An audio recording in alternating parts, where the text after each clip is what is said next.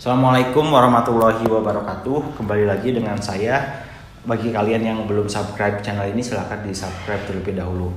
Ini adalah tutorial Mayop keempat setelah kemarin kita lakukan bagaimana import daftar account dari Excel ke Mayop, kemudian kita rubah mata uangnya ya atau currency-nya dari dolar ke rupiah. Nah, sekarang kita akan lanjutkan, kita mengatur daftar account kita yang sudah kita import ya. Masuk dulu ke Mayop, kita open file sebelumnya yang sudah kita buat. Oke. Nah, ini yang akan kita atur lagi. Secara garis besar semua daftar account ini sudah terimport, tinggal kita atur link account ya. Link account itu adalah link yang saling berhubungan dengan link yang lain nih. Kalau misalnya link ini ada checklistnya, berarti ini saling keterkaitan akun ini dengan akun-akun lain. Maka kalau ada account yang kita terchecklist seperti ini, itu tidak bisa dihapus ya, kecuali kalau kita unlink dulu baru kita bisa hapus. Pertama, kita akan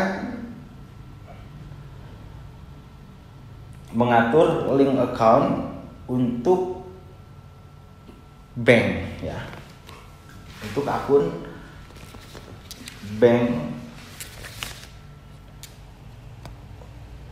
Caranya adalah ini, kita close aja dulu ya, masuk ke setup,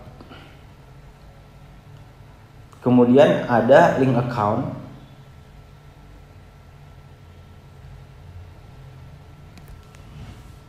terus ada account and banking account. Nah, kita akan atur dulu link account untuk ini ya. Yang saya akan tunjukkan di sini adalah pertama untuk account and bank account, kemudian sales account, cash account. Nah, untuk payroll belum saya tunjukkan karena memang dari soalnya kita tidak sediakan ini. Mungkin di tutorial berikutnya khusus saya akan tunjukkan bagaimana tutorial merubah payroll account ini ya. Kita masuk ke account and bank account dulu.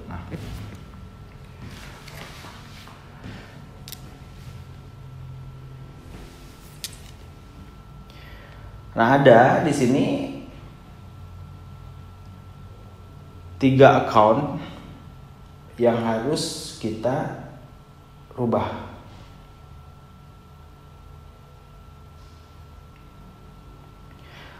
Di sini disediakan ada equity account for historical banking ya. Kita rubah untuk akun ini ke perkiraan selisih penyeimbang. Sebetulnya sih sama aja ya, kalau teman-teman tidak rubah pun historical balancing dengan perkiraan selisih penyeimbang ini sama, ini beda bahasa saja. Terserah teman-teman mau gunakan bahasa Inggris atau bahasa Indonesia. Nah, kalau saya akan gunakan bahasa Indonesia, tapi kalau gak dirubah pun sama. Cuman harus ingat bahwa untuk selisih penyeimbang masuknya ke historical balancing. Kalau mau rubah ke akun yang sudah kita sediakan boleh ya. Kalau misalnya kita tidak rubah, berarti ini harus kita hapus biar tidak pusing ya. Nah, kita masukkan ke perkiraan selisih penyeimbang. Nah, kemudian kalau misalnya transaksi yang terkait dengan pembayaran elektronik, kita akan masukkan kemana? Apakah langsung masuk ke Bank BRI, kas di tangan, atau seperti apa? Nah, sebetulnya kita di dalam kasus soal ini tidak diinformasikan bahwa pakai electronic payment. Cuman kalau teman-teman misalnya mau menyesuaikan, kalau ada yang bayar pakai electronic payment itu masuk ke akun mana gitu ya. Jadi kita akan biarkan dulu aja ke electronic clearing account ya, kita biarkan dulu. Cuman kalau teman-teman mau rubah silahkan, bisa dirubah. Tuh, kemudian ada bank account. Nah, berarti kalau di depannya ini ada kalimat bank account, otomatis harus akan muncul semua bank account kita. Nah, di sini bank account kita nih semua. Nah, kalau untuk undeposit fund kita masukkan ke Bank BRI.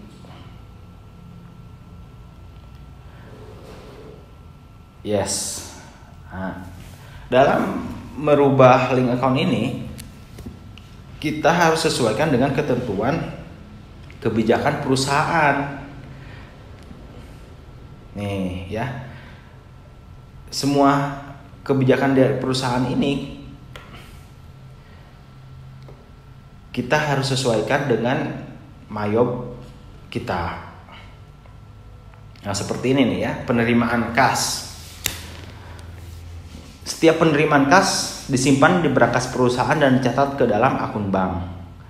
Setiap sore di-store ke bank, didukung dengan bukti penyetoran bank. Ya, ini jadi kita terimakan cash on hand, lalu setiap sore kita transfer ke bank. Nah, dana perusahaan disimpan dalam rekening nomor ini ya, BRI cabang Blok M Jakarta. Maka setiap kita undeposit fund itu masuk ke BRI. Kecuali kalau misalnya di sininya ada bank lain gitu ya, berarti kita rubah di sini sesuai bank lain. Nah, dalam mengatur link account ini sesuaikan dengan kebijakan akuntansi perusahaan itu sendiri. Gitu, karena memang di sini tidak ada kebijakan mengenai electronic payment, jadi kita bisa biarkan saja ya. Atau kalau teman-teman mau buat akun lagi khusus untuk ini, ya silahkan gitu ya, tinggal oke. Jadi disesuaikan dengan kebijakan perusahaan. Nah, kemudian kita akan atur sales account ya, masuk ke setup, link account, ada sales account. Kita pilih sales account. Nah, ini adalah asset account. Asset account itu akun harta untuk track receivable ya. Akun nomor 1 untuk tracking receivable. Receivable itu kan piutang gitu. Ya, maka kita rubah di sini sesuaikan dengan akun punya kita. Kita rubah di piutang dagang. Jadi akun ini adalah akun yang akan men-track siapa yang mempunyai piutang-piutang kita. Ini masuk ke dalam asset account. Seperti itu ya. Nah, kemudian yang kedua, bank account for customer receive. Akun bank untuk penerimaan dari customer. Nah, tadi kita lihat di dalam kebijakan perusahaan di soal ya. Ini semua dana itu harus tersimpan di satu rekening bank di sini. Maka kita rubah untuk ini ke Bank BRI. Ya, karena harus masuk bank ini ya. Oke, jadi teman-teman saat mengatur link account ini sesuaikan dengan kebijakan perusahaan yang ada di soal. Kalau misalnya aplikasi ini mau dipakai untuk usaha teman-teman sama ya. Sesuaikan dengan kebijakan yang ada di usaha teman-teman sendiri. Nah, lalu ini ada beberapa yang harus checklist.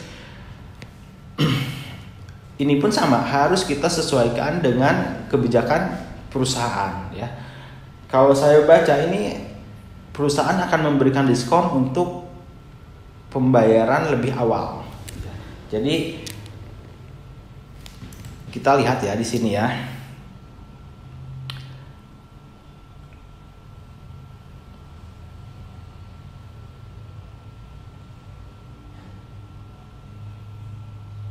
Nah, termin pembayaran 2/10 net 10.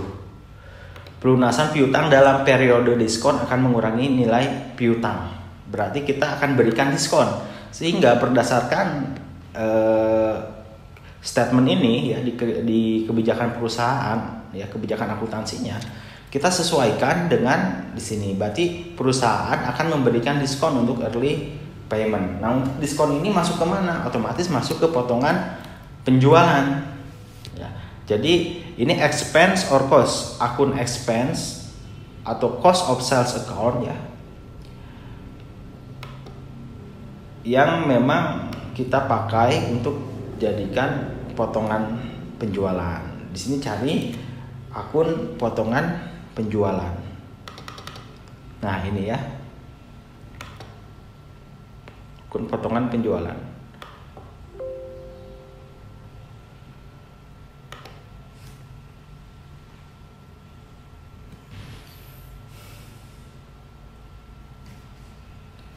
Kemudian klik OK.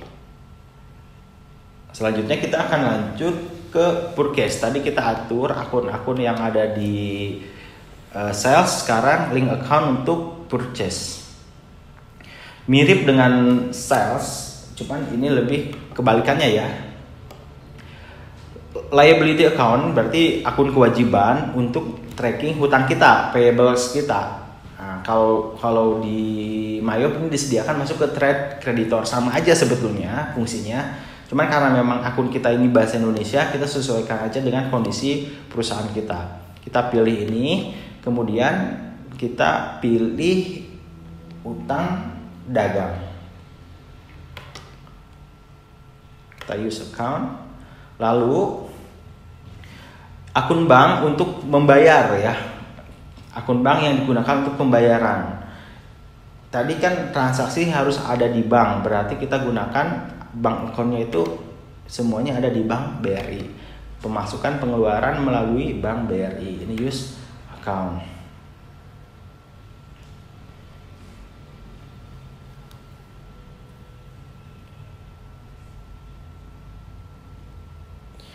Nah, ini pun sama ya, kita harus sesuaikan dengan kebijakan perusahaan. Dari mulai misalnya kan tadi pembelian ya, kita lihat ketentuan dari pembelian seperti beban pembelian ditanggung oleh perusahaan ya, kemudian pembayarannya periode diskon, termin pembayaran tergantung pada kesepakatan ya, pembayaran dalam periode diskon akan mengurangi nilai hutang. Nah, ini disesuaikan dengan nanti faktur yang ada. Oke, pertama kita atur untuk freight dulu ya, untuk ongkos kirim. Untuk ongkos kirim ini expense atau cost account untuk freight. Berarti kita pilih ongkos angkut pembelian, ada di nomor 5. Ongkos angkut. Nah, ini ongkos angkut pembelian. Lalu I take discount for early payment. Kalau kita bayar lebih awal, kita akan dapatkan diskon, maka diatur di sini ya, karena kita tidak tahu nih kalau misalnya ada kesepakatan seperti ini, maka di awal kita harus atur dulu ya. Berarti potongan pembelian. Nah, potongan pembelian. Klik OK. Nah, itu adalah bagaimana cara mengatur link account.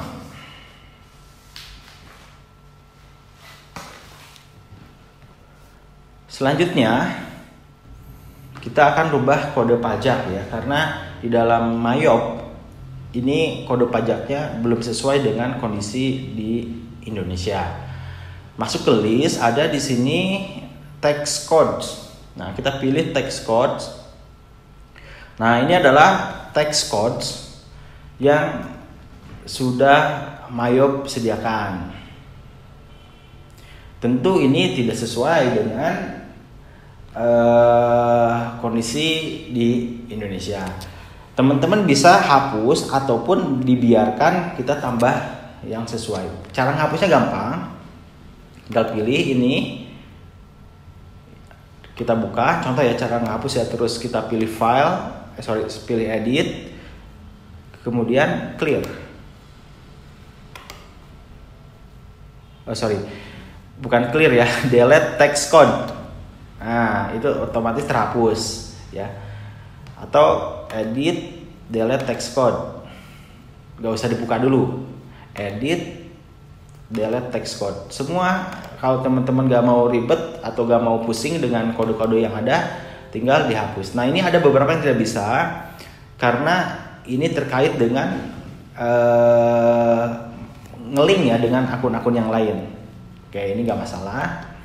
Nah, yang jelas cara menghapus text code seperti itu ya. Ini contohnya, tuh, gampang ya. Kita hapus aja deh yang kita bisa hapus. Nah, ini pun sama. Kalau NT non reportable ya, non text, no text, ini nggak bisa dihapus. Jadi akan ada pilihan apakah ini masuk pajak atau tidak. Jadi yang ada adalah non text 0% otomatis, kemudian ada GST, Goods and Service Tax. Nah, kalau istilah di Indonesia ini kita kenal dengan istilah PPN ya. Di sini disinggung mengenai PPN. Ada PPN masukan ya, PPN keluaran. Otomatis kita rubah aja ini jadi PPN. Kalau mau nambahin tinggal pilih new ya. Nah, kita edit aja yang sudah ada, kita edit. Ini jadi PPN. Nah, ini deskripsinya adalah pajak pertambahan nilai.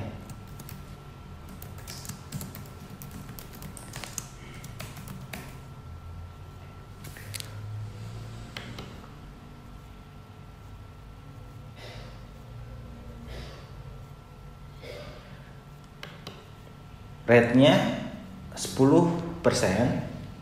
Nah, kemudian link account for tax collected. Nah, ya, link account for tax collected berarti masuk ke PPN keluaran. Kita pilih PPN keluaran. Kalau link account for tax paid, untuk tax yang harus kita bayarkan, ini PPN masukan.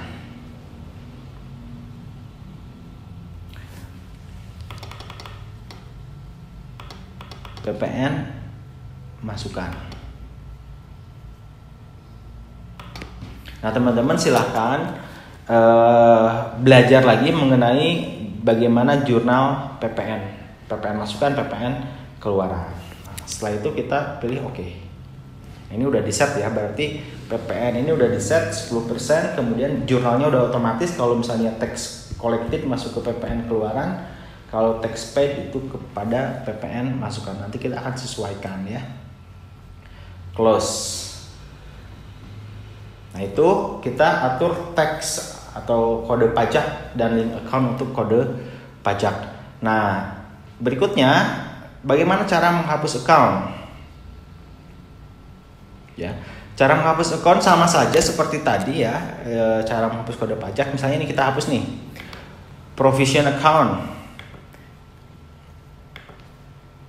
Kita klik, kemudian edit delete account, udah terhapus. Investment account, kita klik, edit delete account. Nah, silakan bagi account yang sekiranya tidak dibutuhkan untuk dihapus. Kalau gak dihapus bagaimana? Gak masalah, cuman terlihat agak pusing nanti banyak account ya. Nah, catatan kalau ada yang account seperti ini tidak bisa dihapus, harus di unlink dulu ya. Trade debtors kita hapus misalnya ya, edit delete account. Nah, kalaupun mau rubah nama account itu bisa. Misalnya kita rubah, nah tinggal tipe akunnya apa, nomornya mau berapa, namanya apa. Nah, itu ya kalau kita mau edit, itu cara hapus. Kalau mau menambahkan ada akun yang tidak atau belum masuk ke sini, mau ditambahkan tinggal pilih new. Kategorinya apa, hidden atau detail. Nah, ya. Itu saja saya rasa ini sangat mudah ya. Nah, kalau tab ini adalah semua account. Ini kalau kita klik ini berarti kita akan sortir akun aset aja. Kalau kita klik liabilities, ini akun yang nomor 2 saja. Nah, ini saya rasa udah paham lah ya teman-teman ya. Nah, itu bagaimana kita mengatur link account, menambahkan account, mengedit account.